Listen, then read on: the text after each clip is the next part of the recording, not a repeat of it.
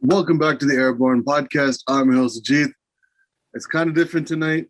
Kind of different today, sorry, because I'm solo doloing it. I don't got my co-host with me, but I just wanted to come on here and just roughly talk about the trade that went through. It's official between Kyle Lowry and, the Miami Heat. He signed a 3-year, $85 million deal. Goran Dragic and Precious Achiuwa are the pieces coming back from the Miami Heat to the Toronto Raptors. The details hadn't come out properly for the last 4 to 5 days. So that was revealed. And it was reported that, Raptors were going to listen to offers to kind of reroute Dragic to another team, maybe the Dallas Mavericks or the New Orleans Pelicans. But it had to be an enticing offer for them to listen. And as of right now, it does not look like Dragic is about to get bought out. And it doesn't look like the Raptors are going to buy out his contract so he can go to the destination he prefers. I think they're going to keep him on the team because we do actually lack an extra guard at that position.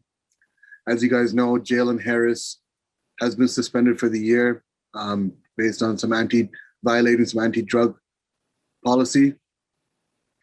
And the Raptors right now, they got Gary Trent Jr., who they signed to a 3-year deal. And they also have Fred VanVleet, who they signed last year to a 4-year deal, $85 million. Gary Trent Jr. was a 3-year, $54 million deal. And they got Malachi Flynn, who's a rookie from last season. So Dragic kind of fits that fourth guard role, come off the bench. He has some chemistry with Precious Achiuwa. He likes to throw those lobs. So you got, a rookie like Scotty Barnes who can sometimes handle the ball or run the floor with Precious Achiuwa on the other end of the wing, the other side, sorry. And I really do feel like, Dragic could bring some value to the team.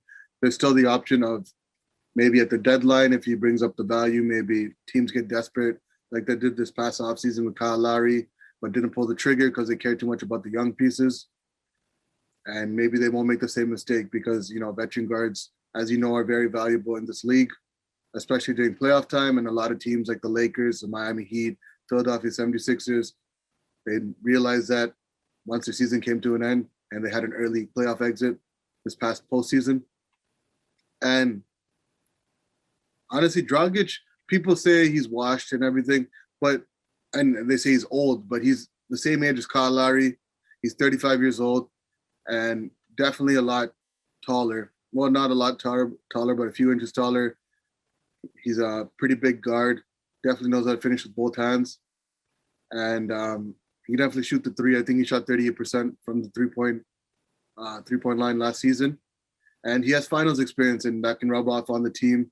We don't have that many people from the championship year anymore. We only got 2 that actually played like crucial minutes in the finals, which was Fred VanVleet and Pascal Siakam. As you guys know, OG Anunoby did not play due to personal reasons and injuries. Throughout that year, he really didn't play that much. And Chris Boucher, who was riding the bench in that year when we won the championship. So, Dragic brings up finals, the finals championship mentality. And I think he can definitely help us. And another thing, something that came up as I was recording this is that the NBA is looking into, tampering allegations. So they're investigating that. So imagine if this trade doesn't even go through and Kyle Lowry ends up coming back to us. But that's something that we got to keep, wait to see. So stay tuned for that. And with Kyle Lowry, I thought his deal was initially a 3-year $90 million deal, but ended up being a 3-year $85 million. So we didn't get that extra piece. A lot of fans, a lot of people around the world that are Raptor fans were expecting maybe a second round pick, maybe a first round pick, but unfortunately that didn't happen. But the positive is we did get something back. In this trade. You know, I mean, he was a free agent, so he could have walked free, but he happened to work with Bobby Webster and Masai Ujiri, and you know, help us get some pieces back and make something happen without any issues. Another piece I think that we were looking at was maybe KZ Opala, but that didn't work out. Duncan Robinson was a piece that we were looking to getting at the trade deadline, but that did not happen. And he unfortunately signed a 5-year, $90 million contract back with the Miami Heat, re-signed with them. Tyler Hero, unfortunately, he was the untouchable piece, and we still weren't able to get him off of them. But Precious Achiuwa is definitely fitting our mold as our team is kind of starting to come together, of like a 6'7", 6'8", 6'9" forward who has a long wingspan between like 7 feet and 7'3". And, you know, we're building a big team. I mean, this is the first time in a long time that we're starting to rebuild or retool, whatever you want to call it. You know, Masai, this is what he wanted to do when he first came in, but he gave our team a chance to prove themselves, and they did, because they were able to, you know, finally hold up the Larry O'Brien trophy after a solid 6-7 year run, and we're able to get the ultimate prize. But like I said, Masai, this is what he wanted to do.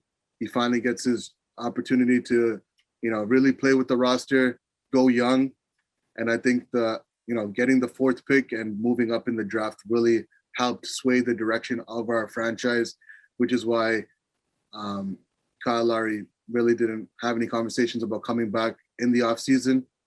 And, you know, I think even though a lot of people probably think, oh, we should have traded him at the deadline, we might have got a Duncan Robinson with the Precious Achiuwa and a Dragic, which is maybe true, but I think based off of everything that they've accomplished, as in like the Fred VanVleets of the world, the Kyle Lowrys, the Pascal Siakam, the OG Anunobys, with the team over the years, they wanted to give them the benefit of the doubt to try and finish out the season to see if they can make a final push into the playoffs. But unfortunately, being in Tampa worked against our favor, hit with health and safety protocols when we were a 4th seed in the East, and just injuries. Everything just wasn't working for us, you know, time after time after time. And it is what it is. We're out of Tampa. That season's done. And we can actually now focus towards, you know, building back up to a championship team. And by the way, fuck Gilbert Arenas for talking shit, saying our championship didn't count. That man has never sniffed anything close to a championship. And I really fuck with him, but that was really uncalled for. But it is what it is. And yeah, stay tuned, because we're going to have some more updates. I have another video that we recorded a few days ago about just free agency overall. That'll be coming out soon. Or maybe that might come out before this or after this, but stay tuned and check those videos out, where I talk to my co-hosts about all the trades and stuff. And yeah, I appreciate everyone for tuning in. If you enjoyed this video, make sure you like it. If you haven't subscribed to the channel, make sure you subscribe to it. What are y'all waiting for? Stop slacking, bro. And we'll be back with some more free agency news and some other Raptor topics in the near future. But till then, stay blessed, stay woke, and please stay safe. Peace. Yeah, yeah, yeah, yeah, yeah, yeah, yeah, yeah. The price I want for sure you gon' need.